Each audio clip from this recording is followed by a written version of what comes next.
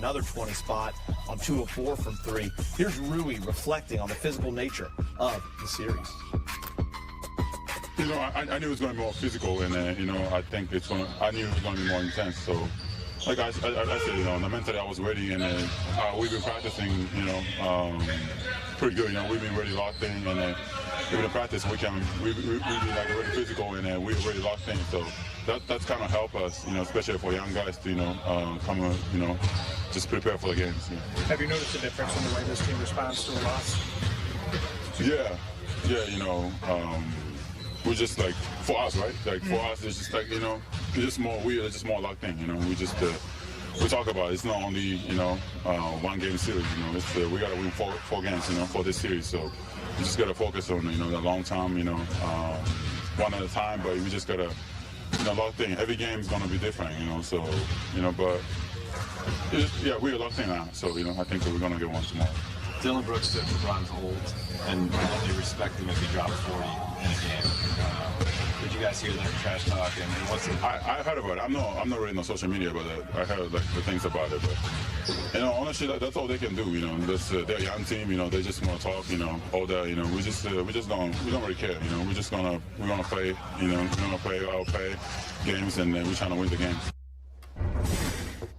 Brez, you were considering calling him playoff Rui. Yes, I was. If they had won, you would have. So close. How effective has he been this series, and why? No, he's been great. You know, and this is kind of his MO. This goes back to his Washington days a little bit, but 4 playoff games in a row. He scored 20 or more points. So this is kind of his time to shine. I think we can make that moniker official. Maybe another game or two. Yeah, maybe too soon. Make him earn it. I think the free ball is really helping him so far in this series. And guys, he shot only about 29% from three-point range in his 2 months of the regular season with the Lakers. That is out the door. I mean, he kind of reminds me a little bit of maybe like Trevor Ariza when he was acquired by the Lakers, helped them get to the finals in 2009, helped them win it.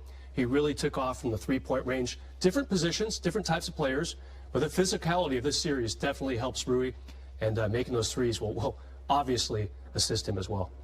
For me, with Rui, it's all mental. He's got all the physical tools. You see the athleticism. You see him dunking on Jaren Jackson Jr. Yeah. And like he's got it all there. It's just his approach and his confidence. And I think you've seen that at the highest level. Really, it's been. I mean, you could make a case those are his 2 best games as a Laker these last couple games. But Darvin talked about it, you know, with that DNP CD that he gave him, you know, about a month ago. That was partly just because of Rui's aggression and Rui's assertiveness and Darvin not liking his level of energy and effort and focus. And since then, you've seen a much better, more locked in Rui Hachimura, and I think he's been exactly what the Lakers have needed these first couple games. Yeah, I'm glad you brought that up. It was about a month ago. What has he shown you guys, not just in this series, but over the past month on both sides of the ball and in terms of his approach and his intensity? And what does that bode, how does that bode well for his future? I feel like you cannot have enough players who play good defense and make threes. He wasn't really 3 and D, he was more D, but now he's added the 3 to his resume, especially against a team like Memphis that's going to keep scraping and clawing and really trying to bother people in the post. You know, he has a great NBA physique. He has the tools physically. And now, you know, as you mentioned, got to make sure the motor is always revving pretty good. I like what I see from him as far as, you know, thinking ahead down the stretch here. And into maybe next year, if he's back with the Lakers, he could do a little bit of everything. This 3-point thing has been a revelation, though. And they could give him a qualifying offer? Qualifying offer of about $8.5 million. That would make him a restricted free agent. Wow. And then they can sign him on top of that, or he has the opportunity to shop around. He can sign an offer sheet with one team. Then the Lakers have a couple days to match that offer sheet. Yeah, I think the physicality of him as a small ball 5 has been really impressive. You've seen the Lakers downsize where they're not playing Wenyen Gabriel or Mo Bamba with that second group. And it has struggled at times. You know, if you look at the on-off numbers with AD, plus 23 with AD on the floor, minus 17 without him. So those lineups have been hemorrhaging points defensively. But I got to say, you know, it's not really Rui's fault. I think it's been more of a perimeter defense thing. But Rui inside, you know, contesting shots, battling on the glass, battling Jaren Jackson Jr., like, I think he's done a really solid job in that 4-5 tandem with LeBron. So to me, I think that the defense has really stood out in his ability to kind of size up. And then offensively, I think with the way Memphis plays defense, Triple J, he doesn't like to guard AD. He likes to kind of be that roaming guy. But the problem with that is he's usually matched up with Rui, and then you're seeing Rui kind of slide into these open spots on the floor, and those are like layups for him. You give him an open 12 to 18 footer. Loves that. He's going to crush that. So that's where I think he kind of exploits some of Memphis's holes defensively. He also worked on more arc on his three-point shot, and it has absolutely shown that it has been a huge difference for him. He's been working a lot on that with Coach Phil Handy. All right, after the break, LeBron sends a message about his focus. He shuts down the trash. What are we hearing about Ja, guys, and his chances in Game 2 listed as questionable? Yeah. Grizz coach Taylor Jenkins earlier in the day said he's taken part in non-contact portions of their practice today, wearing a non-contact jersey as well. So I thought he would play Game 2. So I'm already surprised that he didn't play that game. So I'm not going to be surprised. I guess there's two schools of thought here, Jovan. Okay, he plays Game 3 on Saturday because they have a chance to take a 2-1 lead. Or maybe, just maybe, the Grizz say, okay, his hand still hurts. Maybe they try to steal another game, keep him out of Game 3, and have him come back as strong as he can for Game 4. Bottom line, he'll have gone 6 days between games by the time Saturday rolls around. Will that be enough to heal that soft tissue damage there?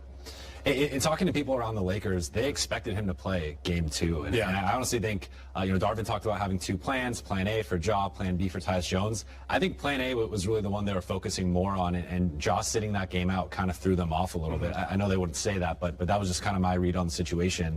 So I suspect, he'll be back either Game 3, Game 4. He was a game time decision, pretty close to playing in Game 2. So I wouldn't be surprised if he suits up tomorrow. But either way, I think the Lakers learned in Game 2, you can't take this team lightly.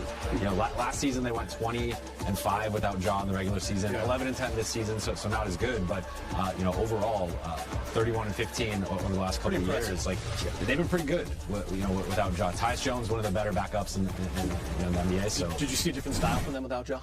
Yeah, I think the way that Tyus Jones kind of attacks in the pick and roll, you can't go under screens against him the way that you can against Ja and kind of invite him to shoot those threes and pull up jumpers. So I think the way that they were kind of pressuring Tyus led to Xavier Tillman slipping and rolling and getting into the openings in the defense. So I think you kind of saw a more balanced offensive approach versus a Ja heavy approach, and that can sometimes be more difficult to defend. Brez, funny, when the Lakers have these couple days off, you think it's going to help them more with LeBron and stuff, but actually this is good for Ja, this amount of time now. Yeah, when you saw the schedule, all these days between games, between Game 1 and 2 and 3, terrific. The Lakers have an older team than the Grizz.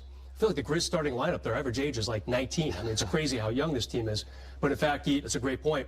Now the lag in schedule between the games, it's helping Memphis. It's helping Ja potentially get healthier. I think if I'm a Grizz fan, I feel better if his designation for tomorrow's game is probable. That's like 75% sure. The fact he's questionable again, second game in a row, gives me pause that he's going to play on Saturday. Whereas Game 3, potential huge swing game for the Lakers. You want to get that first one, especially at home. Should be a great atmosphere. Like I said, they haven't had a packed arena in the last 10 years there because of COVID and in the bubble, and then the year after it was half capacity. What do the Lakers have to do to win this game?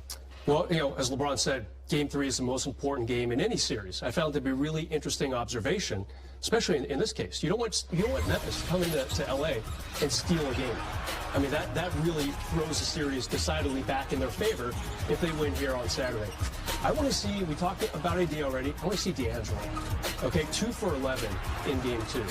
And he wasn't very good at all in the play-in tournament game against Minnesota. He was 1 for 9 that night. So I feel like D'Angelo really has to step up. I feel like maybe he lost a little confidence in that game. His three ball has not been falling. He was good in Game 1 against Memphis, but if the three ball's not falling, go to the rack. He's so good about, changing gears in the paint and getting guys to foul him. Get to the free throw line, try to get some easy points. Even his assist to turnover ratio, not very good the other day. I think the one way to bust Memphis's defense is for the role players to make shots, and that's something we haven't really seen from this team. Obviously, the Lakers have been a much better three-point shooting team since the trade deadline, but that hasn't been the case these first couple of games. So if Memphis is really going to sell out and load up the paint against AD, load up the paint against LeBron, guys like D'Lo and Austin and Malik and Troy have to come in, hit a couple threes, and really kind of make the defense have to respect them, because I think that's what we've seen. Even with a guy like Rui, who has obviously played really well, a lot of his shots have just come from Memphis not fully respecting him as, okay, we'll give you that 18-footer Rui, and he's making them pay. Yeah. But the Lakers need at least 2 or 3 more guys to start making them pay for